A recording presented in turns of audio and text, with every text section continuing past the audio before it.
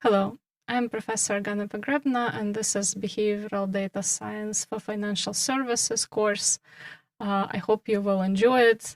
Today we're going to introduce Behavioral Data Science. I will tell you about what it is and why it is having an impact in financial services, in finance and fintech. Why is this field important for finance and fintech? Today we will talk about some rather general concepts, but these general concepts will help you to better understand the field and better understand what it is that we're going to talk about in this course. All right, so let's begin. We will begin with the definition. So what is behavioral data science? Very often behavioral data science is misrepresented. In preparation for this course, I looked at quite a lot of articles online, and very often behavioral data science is really presented as either behavioral analytics or business analytics or some fancy digital marketing. And essentially, it's neither of these two things.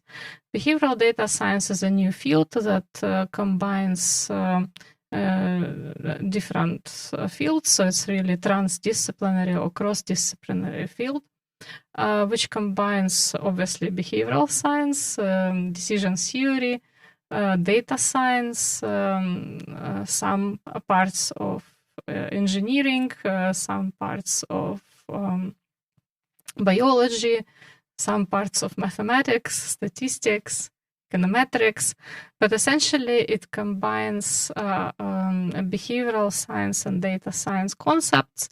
And there are three large strands in behavioral data science, and these strands are human behavior, algorithmic behavior, and systems behavior. And I really want to stress that behavioral data science is not just about behavior of humans. This is where the majority of misconceptions come from.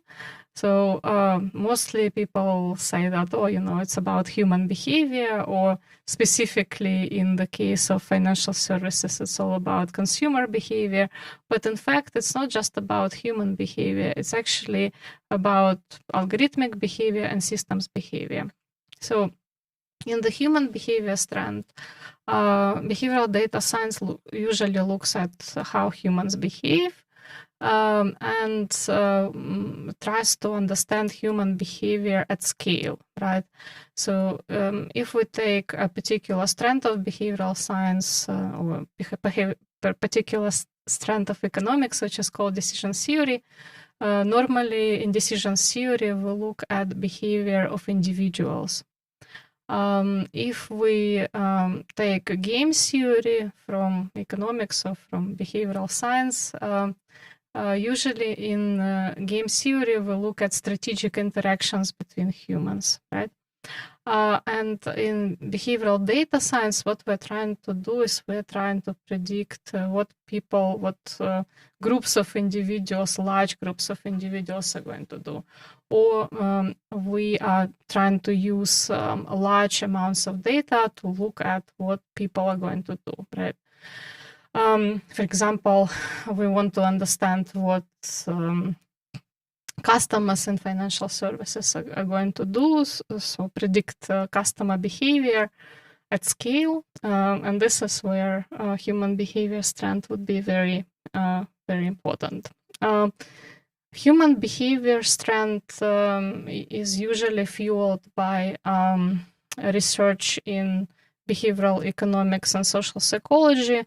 So the majority of people who work in behavioral data science and human behavior, they come from either psychology or economics.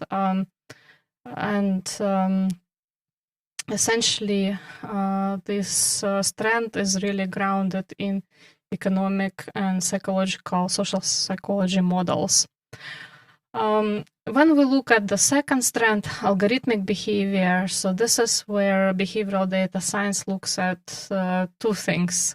First thing is, how well do existing algorithms explain humans or systems? And And the second thing that we're looking at is how do algorithms behave? So, for example, in this trend, several researchers are looking into how intelligent are different algorithms. So, for example, how intelligent is Siri, or how intelligent is Alexa, and so on and so forth. This is really exciting type of work, and it's probably the closest to machine behavior.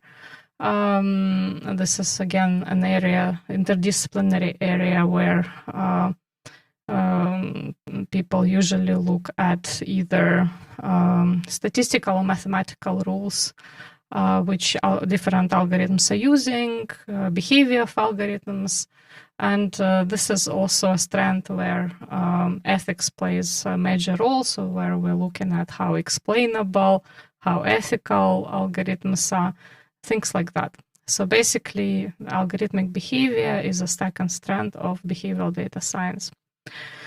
And finally, the final strand that I want to talk about is called systems behavior.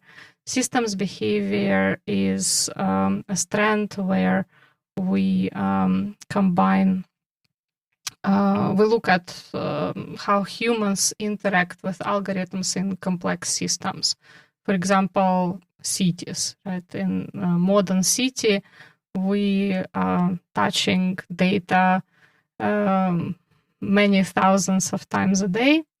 And essentially, this trend looks at how complex systems of humans and algorithms exist, right? What exactly happens there?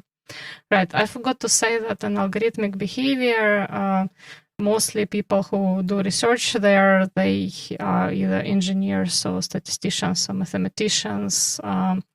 But we also have some psychologists again in this trend, but mostly, like I said, these are people who are working with algorithms pretty closely. And then in this final strand where we have systems, we have quite a lot of engineers. So yeah, like I said, people come from different walks of life into behavioral data science, but essentially what we're all trying to do is we're all trying to look at modeling behavior using large amounts of data. So how exactly does that happen, and what methods do we use?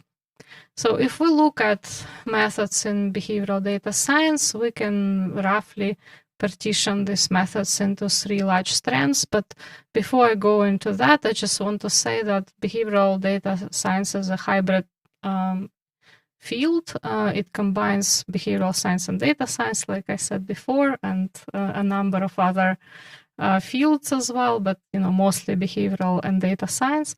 And essentially, this combination is a combination of conceptual and methodological field.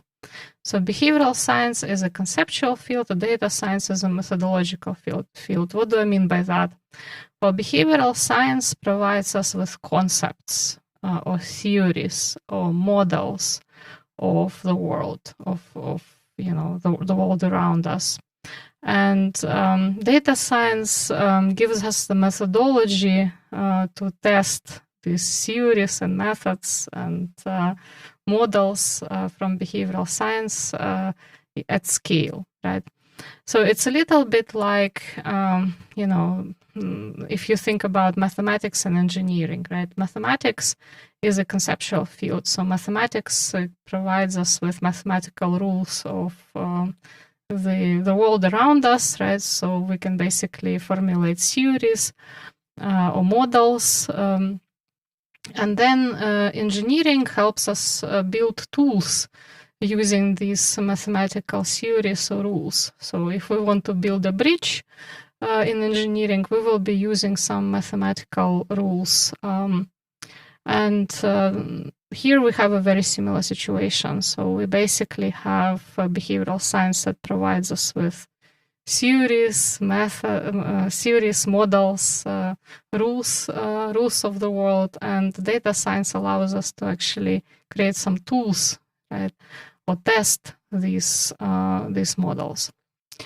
And if we look at the strengths of methods that we have in behavioral data science, we can identify 3 main strengths, right? This is enriching conceptual frameworks with data science methods for hypothesis testing at scale, detecting deficiencies in data science methodologies using conceptual models, and finally, modifying algorithms to bring behavioral science models into artificial intelligence. So what are these strengths? So the first strength is enriching conceptual frameworks with data science methods for hypothesis testing at scale. What does it mean exactly? So normally just basically taking a model from behavioral science, so that would be a social psychology model or decision theory model or even game theory model, and basically testing it using large amounts of data. So for example, one of the most popular theories in behavioral science at the moment is prospect theory. So we could take that theory and we would take a really large data set and essentially use data science methods to test the predictions of prospect theory using data science methodology. The second strand is about detecting deficiencies in data science methodology using conceptual models. So if in the first strand we would start with behavioral theory and then apply data science methods to test it, in the second strand we would take methods, methodological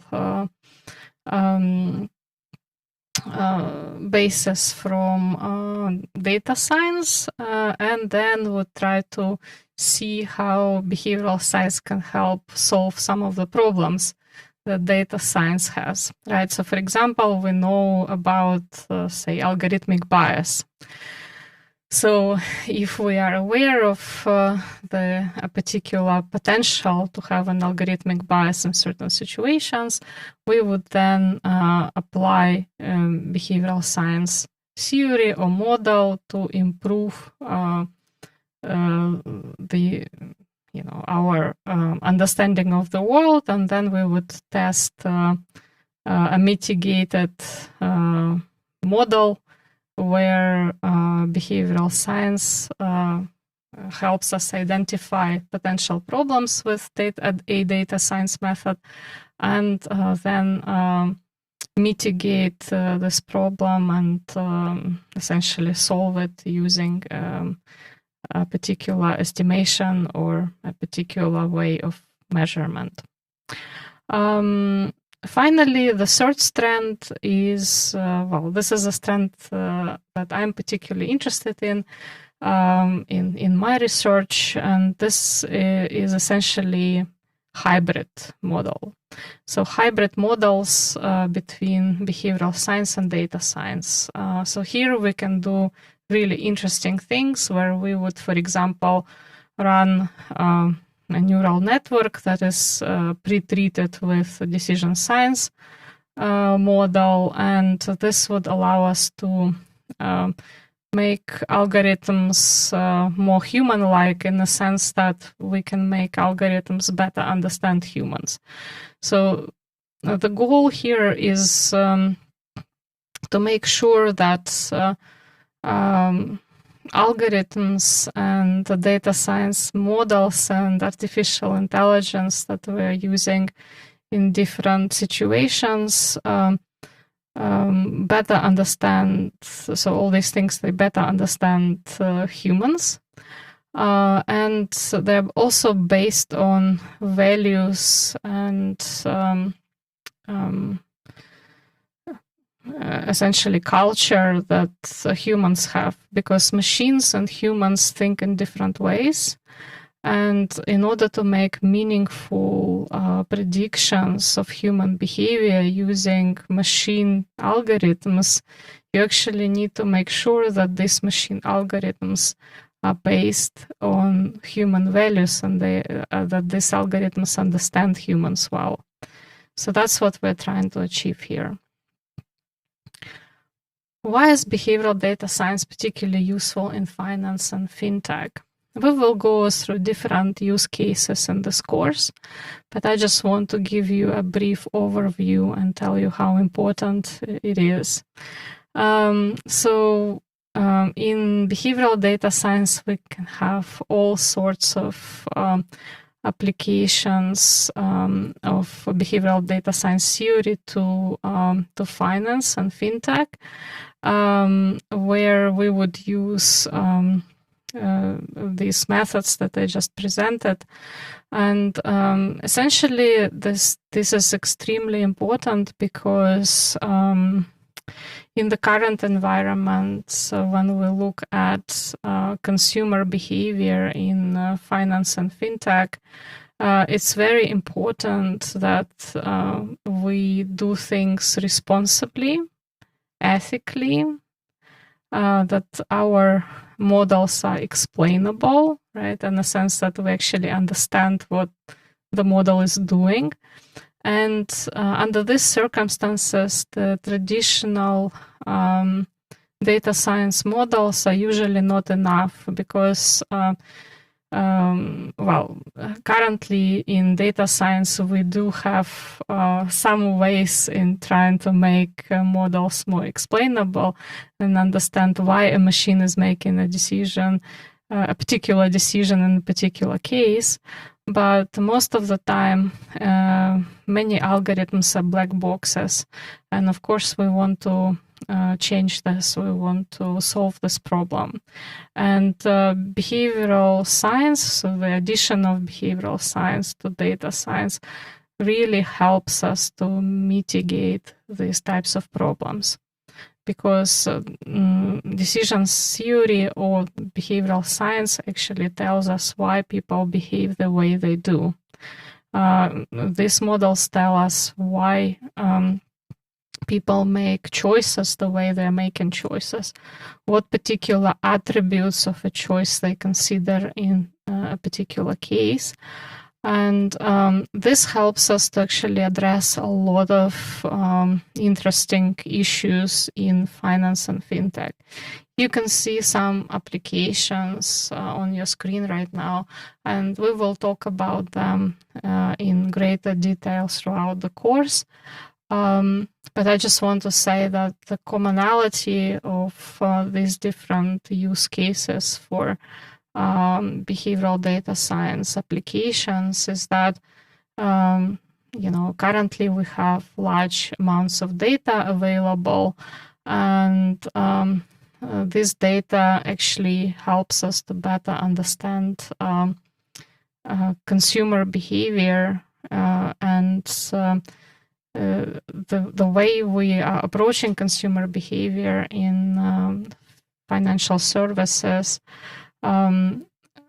Actually, so the way in which we're using data and how effectively we use data to deliver value to customers defines